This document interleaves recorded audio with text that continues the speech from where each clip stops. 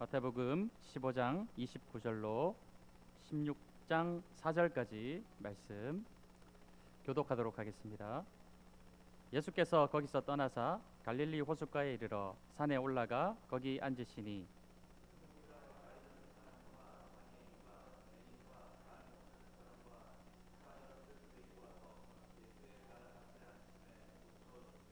말 못하는 사람이 말하고 장애인이 온전하게 되고 다리 저는 사람이 걸으며 맹인이 보는 것을 무리가 보고 놀랍게 여겨 이스라엘의 하나님께 영광을 돌리니라.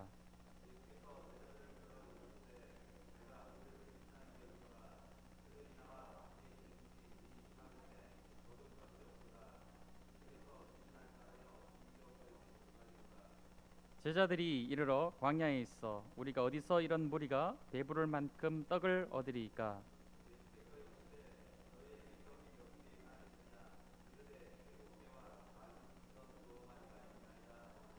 예수께서 무리에게 명하사 땅에 앉게 하시고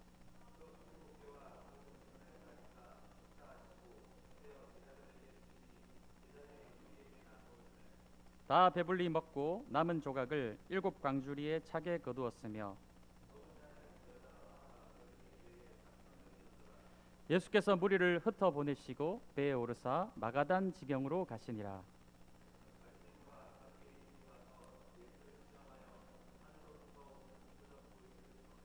예수께서 대답하여 이르시되 너희가 저녁에 하늘이 붉으면 날이 좋겠다 하고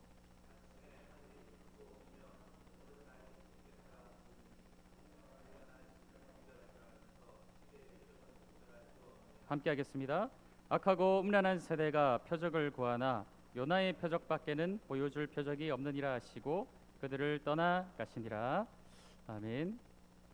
오늘 말씀을 보시면서 이 말씀 몇 주 전에 본 말씀과 비슷하다라고 느끼지 않으셨습니까? 오늘 이 말씀의 구조를 보면 14장부터 계속해서 이어지는 그런 구조 가운데 이 말씀이 들어있는 것을 우리가 알게 됩니다. 제가 나누어 드린 주보에 보시면은 그 구조에 대해서 잠깐 이렇게 기록을 해드렸어요. 예수님께서는 유대 지역에서 행하셨던 그 사역들을 모든 사역들을 동일하게 또 이 이방인 지역에서도 행하시는 것을 보게 됩니다. 우리가 몇 주 전에 보았지만 예수님이 유대 광야에서 유대인들을 위하여 오병이어의 역사를 일으키셨던 것을 우리가 말씀을 통해 보았죠. 그리고 이후에 이 게네사렛 지역 이 유대인들의 수많은 병자들을 고쳐주시는 예수님을 우리가 보게 됩니다. 그리고 그 이후에 바리새인들이 예수님을 찾아오게 되고 예수님을 시험하는 것을 보게 되었죠. 당신의 제자들이 손을 씻지 않고 밥을 먹습니까? 바로 정결에 관한 문제에 대해서 예수님을 시험하는 그런 장면을 보았을 때 예수님은 여기에 대해서 어떻게 대응하셨냐? 입으로 들어가는 것이 사람을 부정하게 더럽히는 것이 아니라 입에서 나오는 그것이 사람을 더럽히는 것이다. 부정하게 하는 것이다. 그리고는 그 다음에 나타나는 중간에 있는 사건이 무엇입니까? 중앙에 배치된 사건이 바로 한 가난한 여인, 가나안 여인, 그리고 그 가나안 여인의 딸이 귀신에 들린 누구보다도 부정하다라고 여길 수 있는 그 여인이 참 예수님의 모진 말씀에도 불구하고 자녀에게 떨어지는 그 부스러기도 걔가 먹지 않습니까? 그 믿음을 통하여서 이스라엘의 그 선택된 맏아들인 자들도 그 믿음을 소유하지 못했는데 오히려 이방 여인이 그 믿음을 가지고 주님 앞에 나와 구원을 받는 그 가정이 구원을 받는 귀한 말씀을 우리가 함께 보았죠. 그리고 나서 이어지는 사건이 오늘 15장 말씀에 나와 있는 이야기예요. 29절에서 39절까지 말씀을 보면은 유대 지역에서 행하셨던 동일한 사건을 행하시는 것을 보게 됩니다. 예수님이 이 가나안 여인에게 말씀하셨던 것이 나는 이스라엘의 잃어버린 양 외에는 보내심을 받지 않았다라고 말씀하신 것이 사실은 얼마 전이었지만 그것은 그 여인의 믿음을 시험하기 위하였다는 것이 그 다음에 나타난 이 기사들을 보게 될 때 알게 되는 것이죠. 유대 지역에서 행하셨던 동일한 일들을 또 동일하게 이방인에게 행하시는 모습을 보게 될 때 그것을 우리가 알 수 있다는 것이죠. 그래서 이방인 데가볼리 지역의 수많은 병자들을 예수님께서 고쳐주시고 오병이어와 좀 차이점이라면 이번에는 떡이 5개가 아니라 7개의 떡이었다라는 것, 그리고 계수된 인원이 5,000명이 아니라 4,000명이었다라는 것. 이 숫자가 무엇이 중요하겠습니까? 예수님께서 동일하게 하늘로부터 내려주시는 이 만나와 같은 하늘의 양식으로서 이 이방인 백성들에게 베풀어 주셨다라는 것, 그것이 중요한 사건이 아니겠습니까? 그래서 이 일들이 일어난 이후에 또 동일하게 구조로서 이 바리새인과 사두개인들이 이번에는 예수님께 찾아와서 예수님을 시험하며 표적을 구하는 그런 말씀의 구조로 이어지는 것을 보게 돼요. 이것은 의도적인 이 마태복음을 기록한 의도적인 마태의 배치가 되겠죠. 우리가 처음 마태복음을 들어갈 때도 마태가 왜 이 마태복음을 기록하였는가? 예수님이야말로 우리가 기다렸던 메시아이시며 다윗의 후손, 우리가 기다렸던 왕이다. 왕으로 오신 예수님 메시아, 그것을 위하여서 이 마태가 마태복음을 기록하였다라고 말씀을 드렸죠. 그리고 그 예수님의 합당한 여러 가지 표적과 기적들을 보여주심을 통해서 예수님이 진정으로 메시아이시며 하나님의 아들이심이 명확하게 나타나는 그 과정들을 우리가 계속해서 보고 있는 거예요. 이런 표적들을 통해서 정말 예수님이 하나님의 아들이시며 메시아이구나, 그것이 점점점 명확하게 선명하게 나타나고 있는 그런 과정 가운데 있다라는 것이죠. 문제는 무엇이냐면은 예수님의 메시아 되심, 예수님이 하나님의 아들이심이 점점 명확하게 나타나면 나타날수록 반응이 극명하게 엇갈린다라는 것입니다. 가난한 자, 병든 자, 당대에 부정하다 여기고 천대시 받던 사람들, 심지어 이방인들까지 이 마태복음의 기록 목적대로 예수님은 정말 하나님의 아들이시구나, 우리가 기다렸던 메시아였구나, 이것을 깨달아가고 있는 반면에 오히려 더 반대편으로 가고 있는 자들도 있다라는 것이죠. 그 당시 종교 지도자들, 하나님의 말씀을 너무나도 잘 아는 자들, 전통을 중요시하는 자들, 하나님의 말씀이 아주 정통한 자들은 오히려 예수님이 하나님의 아들로서 점점 명확하게 드러나면 드러날수록 어떻게 되고 있습니까? 오히려 더 반대편으로 가고 있다는 것이, 당시 이 기득권 세력들은 점점 더 예수님을 반대하고 예수님을 어떻게 하면 몰아내거나 죽일 수 있을까, 그런 방향으로 나아가고 있는 것이 당시의 종교 지도자들의 모습이었다는 것입니다. 옛날이나 지금이나 이제 마찬가지인 것이죠. 내가 잃어버릴 것이 많을수록 예수님을 왕으로 모시는데 어려움을 겪는 것 같습니다. 내가 많이 가지고 있다라고 해도 그것이 나의 것이 아니라 하나님이 나에게 맡기신 것이다. 주되심을 인정하는 자들은 다르죠. 많이 가지고 있다 하더라도 다 똑같다라는 것은 아닌 것입니다. 내가 많이 가지고 있어도 내가 소유한 것이 하나님이 나에게 주신 것임을 인정하는, 주되심을 인정하는 자들은 많이 가지고 있어도 괜찮아요. 그러나 주되심을 인정하지 못하는 자들, 내가 가진 것들 내 것이라고 생각하고 내가 가진 것을 잃어버릴 수 있는 것이라고 생각하는 사람들은 예수님을 나의 주님으로 인정하는 것에 굉장히 어려움을 느낀다라는 것입니다. 주님이라는 뜻이 어떤 뜻인가요? 이 헬라어로 이 퀴리오스라고 하는 이 주님이라는 뜻은 말 그대로 나의 주인이라는 뜻이에요. 우리 사랑하는 성도님들, 이 자리에 함께 모여서 하나님을 예배하는 우리 성도님들, 예수님을 나의 삶의 주님으로 인정하시죠? 주님으로 고백하신 줄로 믿습니다. 그러니까 사도신경을 고백하였지 않습니까? 그 내용이 무슨 내용인가요? 예수님은 나의 주님이십니다. 퀴리오스, 나의 주인이십니다라는 것을 고백하는 것이 바로 우리 신앙의 고백의 내용이라는 것이죠. 그렇다면 예수님이 진정으로 나의 주님임을 진심으로 중심으로 고백하는 자라면 내가 소유한 모든 것은 다 누구의 것입니까? 내 것이 아니죠. 나는 주님의 종이고 나의 모든 소유는 나의 주인이신 그분의 것이 되는 것이죠. 그리고 내가 가진 이 것들은 나의 것이 아니라 하나님이 나에게 맡겨주신 것, 관리하라고 주신 것, 나는 주님의 청지기입니다. 이것을 진정으로 고백하는 것이 바로 예수님을 나의 주인입니다, 나의 주님입니다, 고백한다라는 것입니다. 그래서 우리에게 중요한 것은 내가 가지고 있는 모든 것이 내 것이 아니라, 내가 가진 것이 아니라 하나님이 나에게 공급하여 주셨습니다. 하나님이 내게 공급해 주셔서 내가 받은 것입니다.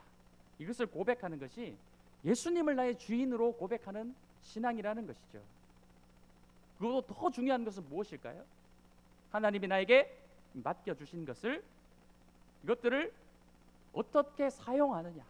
하나님이 내게 공급하여 주신 것을 내 뜻대로 사용하는 것이 아니라 나의 주인 대신 그 주님의 뜻대로 어떻게 사용하느냐가 내가 어떻게 받았느냐보다도 더 중요하다라는 것이죠.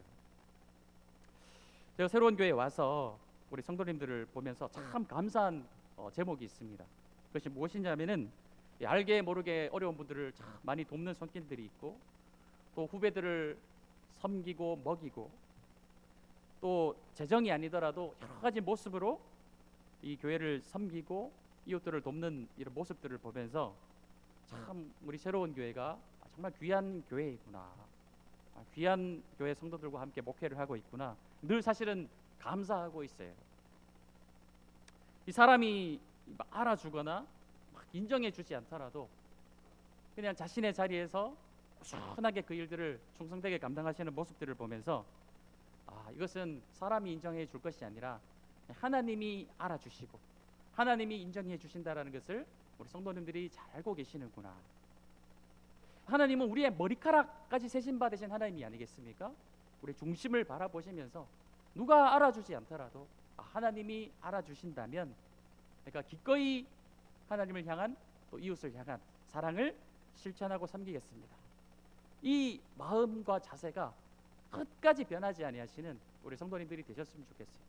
점점 더 예수님의 모습을 닮아가면 닮아갈수록 오늘의 그 제자리에 머무르는 것이 아니라 어제보다 나은 오늘의 자리로, 오늘보다 나은 내일의 자리로 점점 성숙해 가시는 우리 새로운 교회 모든 성도님들이 되셨으면 좋겠어요. 지금까지 너무 잘 해오셨습니다. 칭찬받는 교회가 되었고 되실 거예요. 그런 교회로 조금 더 성장해 나가셨으면 좋겠습니다. 예수님을 구원자로만 믿는 것에 그치는 것은, 예수님은 나의 구원자이십니다.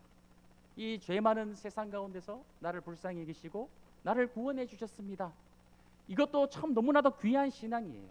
그러나 거기에만 머무는 것은 어떻게 보면 신앙이 성숙하면 성숙할수록 이것은 예수님을 나의 구원자로만 믿는 것은 너무나도 이기적일 수 있구나. 그것이 성장하면 성장할수록 깨달아지는 것이, 우리는 예수님을 나를 구원하신 분으로만 믿는 것이 아니라 어디까지 나아가야 되겠습니까? 예수님이 나의 삶의 진정한 주인이십니다. 나의 왕이십니다. 내 삶의 주인은 내가 아니라 예수님이시며 그분이 나의 왕이시기 때문에 내 뜻대로 내 모든 것을 쓰고 사용하는 것이 아니라 주님의 뜻대로 사용하겠습니다. 왜냐? 우리는 잃어버릴 것이 없기 때문에 그렇죠. 왜냐? 내가 가진 것은 나의 것이 아니라 주님의 것이기 때문에 그렇습니다. 그렇기 때문에 우리는 예수님을 진정으로 나의 메시아로 모셔드릴 수 있는 것이죠. 그런데 당시 이 지도자 계층들은 겉으로는 하나님의 말씀을 너무나도 잘 알고 있고 하나님을 향한 온갖 열심을 가진 것처럼 보였지만 실상은 어떻습니까? 자신들이 자신의 왕이었던 거예요. 자기들이 예루살렘을 차지하고 성전을 차지하고 모든 종교 이 시스템들을 다 차지하고서 실제로는 어떻습니까? 자기들이 왕 노릇을 하고 있었더라는 것이죠. 자기들이 왕 노릇을 이미 하고 있는데 또 다른 메시아가 나타났다, 예수님이 나타났다라는 것은 어떻습니까? 이 예수가 우리가 왕 노릇하고 있는 이 모든 것들을 다 빼앗아 갈 수도 있겠구나, 큰 위기의식을 느끼게 된 것이죠. 그러니까 예수님을 메시아로 바라보지 못하는 거예요. 그분이 막 오병이어를 행하고 칠병이어를 행하고 수많은 환자를 고치고 하늘의 하나님의 말씀을 선포하여도 그들은 절대로 예수님을 메시아로 바라보지 못하는 거예요. 그것을 인정하는 순간 우리가 왕노릇하고 있던 이 모든 것들을 다 내어주어야 된다, 우리가 다 잃어버릴 수도 있겠구나, 그런 마음 때문에 하나님의 말씀을 제대로 해석하지 못하고 받아들이지 못하고 예수님이 그 예언된 하나님의 말씀에 나타난 메시아라는 사실을 인정하지 못하는 것이죠. 그래서 끊임없이 오병이어가 나타나고 환자가 치유받았을 때 바리새인들이 찾아가서 예수님을 시험하죠. 이번에는 이방 지역에 가서 또 칠병이어를 행하시고 거기서 또 수많은 병자들을 고쳤었을 때 이번엔 어떻습니까? 16장 1절 말씀 보십시오. 바리새인과 사두개인들이 와서 예수를 시험하여 하늘로부터 오는 표적 보이기를 청하니라고 말씀하고 있었다는 거예요. 이 바리새인과 이 사두개인들은 사실은 하나가 될 수 없는 집단입니다. 이 당시에도 정치적으로 대립하고 종교적으로 대립하던 집단이 바로 사두개인과 바리새인들이었어요. 사두개인들은 모세 오경만 인정하고 그들은 부활이 없다라고 얘기했던 사람들이, 바리새인들은 다르죠. 구약 성경 전체를 인정하고 부활이 있다라고 여기는 자들이었어요. 이 사두개인들은 친로마적인 그런 성향을 가지고 정치권과 결탁하여서 나라를 다스려야 된다고 생각했던 사람들이었고, 바리새인들은 그런 세속과 분리된 자들로서 우리는 거룩한 삶을 분리하여서 살아가야 된다, 세속과 분리되어서 살아야 된다, 이런 사고를 가졌던 집단이었기 때문에 이 사두개인과 바리새인은 결코 하나가 될 수 없는 집단이었다라는 것이죠. 그런데 지금 공동의 적이 나타난 거예요. 적의 적은 무엇입니까? 아군이라는 말이 있죠. 말 그대로 지금 적의 적이 나타난 거예요.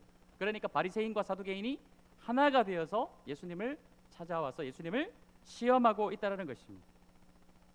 우리가 마태복음 4장에서 보면은 예수님이 40일 동안 광야에서 금식하시고 마귀에게 시험받는 장면이 나오죠. 그때 마귀가 예수님을 시험할 때 시험은 어떤 시험이었습니까? 이 사람을 시험 테스트하여서 좀 더 나은 자리로 나아가게 하기 위한 시험이었나요? 아니죠. 넘어뜨리기 위한 시험이었다는 것이죠. 말 그대로 이 바리새인과 사두개인들이 예수님을 시험한다 할 때 이 시험은 이분이 진짜 예수님의 하나님의 아들이신가?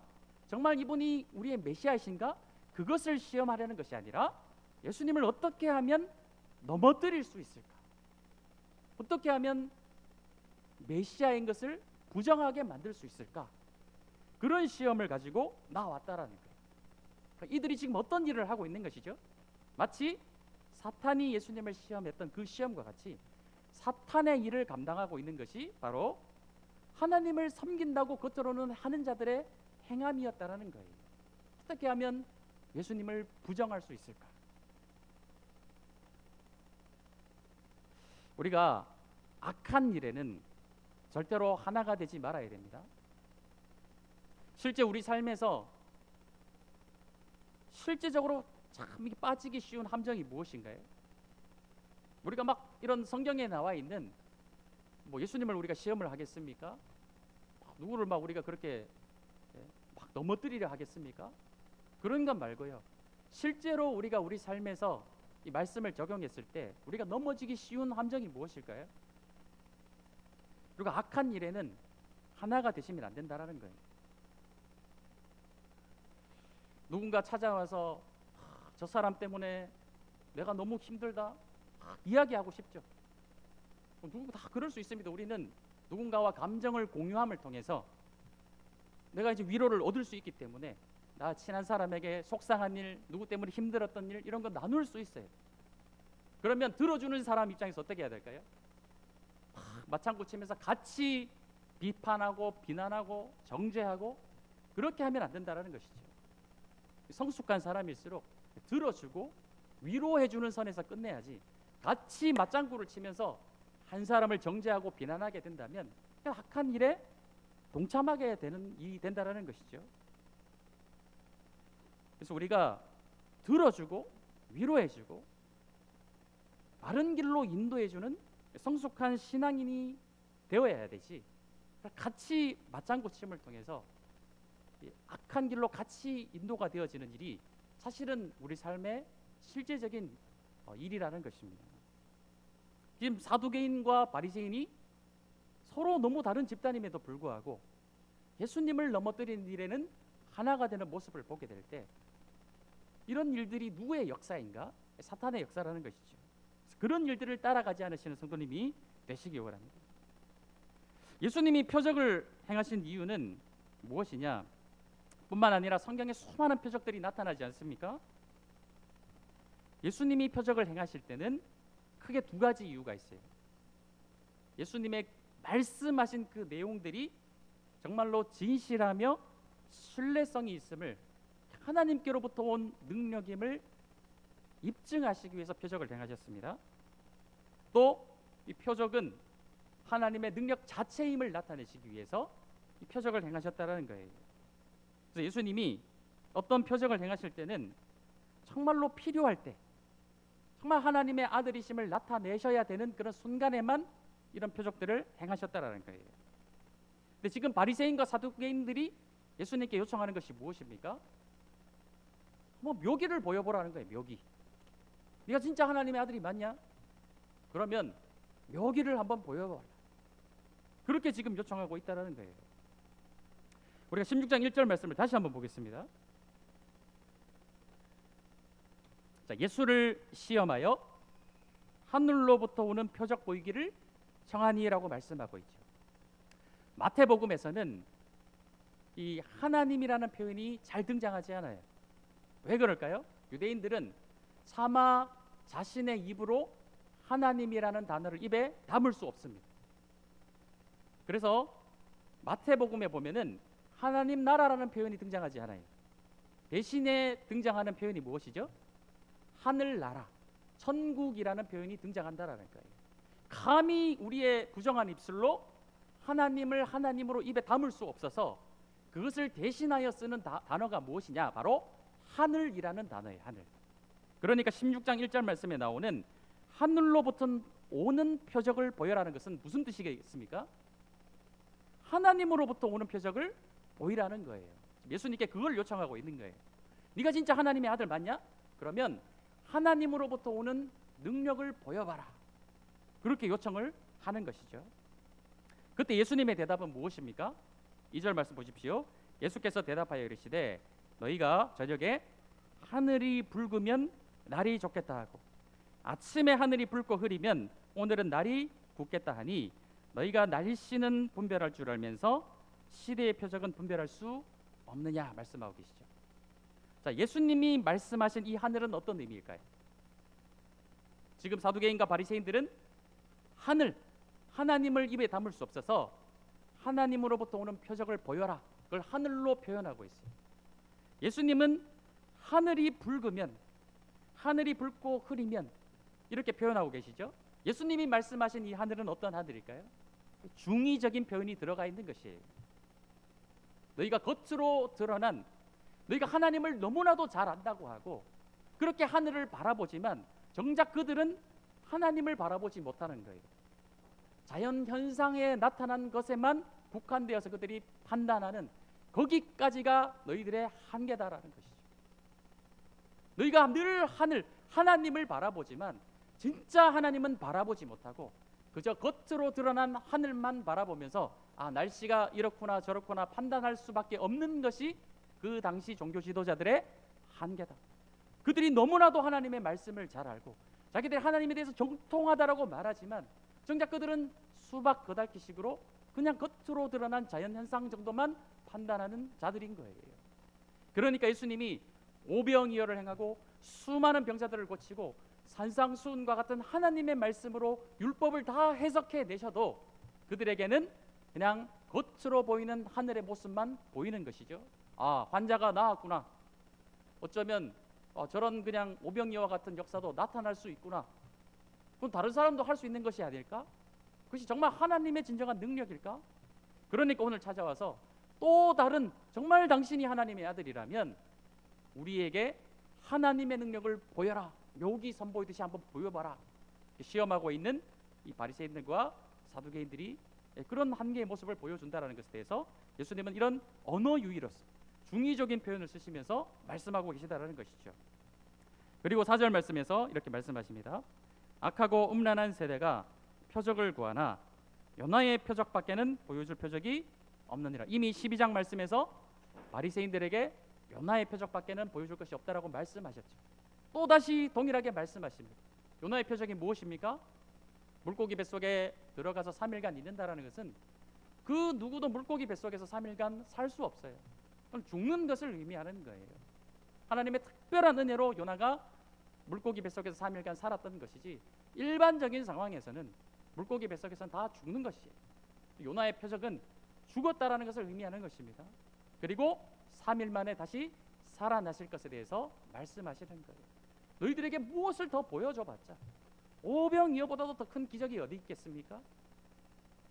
수많은 귀신이 쫓겨나가고 병자들이 고쳐지는 것보다 더 명확한 하나님의 아들로서의 표적이 어디 있겠어요? 근데 그런 것들을 보고도 그저 겉으로 드러난 그냥 하늘을 바라보는 것처럼 판단하는 너희들에게 이제 보여줄 것은 내가 죽고 다시 살아난 그 부활의 능력 외에는 이제 보여줄 것이 없다라고 말씀하시는 예수님의 말씀이라는 것이죠. 이미 우리는 최고의 표적을 받은 사람들입니다. 우리는 어떤 표적을 받았습니까? 막 예수님이 지금 나타나셔서 10,000명 정도 이 음식을 오병이어 기적과 같은 그런 것들을 오늘 이 시간 우리에게 보여주시지 않아도 우리는 이미 그것을 뛰어넘는 최고의 표적을 받은 자들이, 우리 사랑하는 성도님들 어떤 표적을 받으셨나요? 어떤 표적을 받으셨습니까? 세상에서 가장 어려운 일이 무엇일까요? 세상에서 가장 어려운 일이 무엇일까요? 그것은 사람이 변화되는 것이에요. 오늘 요나의 표적을 볼 때 요나의 표적에 대해서 우리 선교 주간에 한번 말씀을 드렸습니다. 하나님이 요나를 찾아가셨죠. 야, 네가 니느웨에 가서 복음을 전해야 되겠다. 싫어요. 안 갈래요. 아예 반대편으로 가버렸습니다. 하나님이 바다에 폭풍우를 일으키셔서 물고기를 예비하시고 그 물고기를 통해 강제로 니느웨로 보내시죠. 그런 하나님의 능력을 체험했으면 회개하고 이제는 제가 순종하겠습니다. 열심히 복음을 전해야 되는 것이 아니겠습니까? 근데 요나가 변하지 않아요. 억지로 그냥 겉으로만 순종하는 요나의 모습을 우리가 지난 시간에 말씀으로 살펴보았죠. 하나님이 전능하신 하나님이십니다. 폭풍우를 일으키시고 물고기를 통해서라도 그 환경과 조건을 다 형성해 나가셔서 인도하시는 분이 하나님이세요. 근데 하나님이 하지 않으시는 것이 무엇일까요? 사람을 로봇처럼 프로그래밍해서 요나의 생각을 바꾸어버리고 강제로 열심히 복음을 전하는 사람으로 만들지 않으시는 하나님을 보게 돼요. 철저하게 인간의 자유의지를 존중하시며 모든 상황과 여건을 통해서 끝까지 하나님의 마음을 알고 이해하고 스스로 자발적으로 순종해 나가기 원하시는 그 하나님이 우리 하나님이시고 전능하신 하나님이세요. 마음만 먹으시면 얼마든지 우리 마음과 생각을 로봇처럼 바꿔버리실 수 있는 분이 하나님이세요. 그런데 그렇게 하지 않으신다라는 거예요. 철저하게 우리를 말씀으로 설득하시고 여러 가지 상황으로 우리를 설득해 나가시는 분이 하나님이시고 철저하게 우리의 자유의지를 존중하시는 분이 하나님이십니다. 그래서 오해하지 말고 들으십시오. 하나님께 가장 어려운 일이 무엇인지 아세요? 예수님께 가장 어려운 일이 무엇인지 아십니까? 사람이 변화되는 거예요. 사람이 바뀌는 거예요. 그것은 하나님도 그렇게 하지 않으신다라는 것이죠. 사람은 절대 잘 변하지 않아요. 그렇다면 우리가 가진 최고의 표적이 무엇일까요? 사랑하는 성도님들, 무슨 표적을 받으셨습니까? 지금 이 자리에서 예배하시는 이유가 무엇이죠? 하나님의 말씀을 믿으시죠? 눈에 보이지 아니하시는 하나님을 지금 영과 진리로 예배하고 계시죠. 이 믿음은 아무나 소유할 수 없는 것이에요. 이 믿음을 가졌다는 그 자체가 세상에서 가장 어려운 일입니다. 사람은 절대 잘 변하지 않아요. 누가 맛있는 걸 사주고 막 돈을 가져다주고 그런다고 예수님을 믿게 되겠습니까? 그렇게 해서 예수님 믿으셨나요? 아니에요. 그렇지 않다라는 거예요. 이 믿음은 우리가 가지고 있는 최고의 표적입니다. 나 같은 사람이 예수님을 믿을 수 있다라는 것, 나 같은 사람이 어쩌면 세상 사람들이 말하는 말도 안 되는 이 기적과 표적, 말씀으로 천지를 창조하신 그 하나님을 믿는 것, 예수님이 죽으시고 3일 만에 부활하셨다는 사실을 나 같은 사람이 믿을 수 있다라는 그 자체가 무엇입니까? 내가 가지고 있는 최고의 표적이라는 것이에요. 그것보다도 더 나은 표적이 어디 있겠습니까? 우리는 다 이 표적을 소유한 자들이에요. 내가 예수님을 믿을 수 있다라는 것. 세상의 수많은 지식인들, 하늘을 바라보며 날씨를 판단하고 저 하늘 넘어 우주를 바라보며 모든 과학적 지식과 모든 것을 다 알고 있는 사람들조차도 믿을 수 없는 그 하나님을 나는 믿을 수 있다라는 것, 그것이 우리가 가진 최고의 표적인 줄로 믿습니다. 그러니까 감사해야 되는 것이, 교만하면 안 되겠죠. 겸손한 모습으로 내가 예수님을 믿을 수 있다라는 사실, 그 사실에 늘 감사함으로 나아가며 예수님을 본받기 위해서, 예수님을 나의 주님으로 모시기 위해서 몸부림치시는 성도님들이 되시기 원합니다. 함께 찬양하겠습니다.